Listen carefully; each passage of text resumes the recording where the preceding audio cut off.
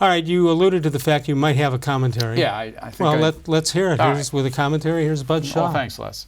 Former Browns offensive line coach Bob Wylie says GM John Dorsey didn't want to hire Gregg-Williams because Williams was too strong-willed. It makes it sound as if Freddie Kitchens got the job because of his ability to get along better, especially with Baker Mayfield.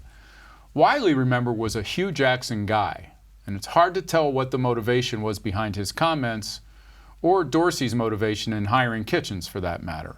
I'll only say this: Williams' grandstanding reputation probably didn't help him, especially on the heels of a head coach who showed in Hard Knocks how much he liked to posture to the cameras.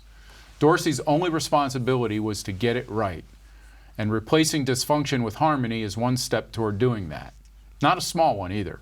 If Dorsey hired a lesser coach for the sake of getting along, though, that's not smart. And one thing we can say by now is we haven't seen much evidence of Dorsey being dumb.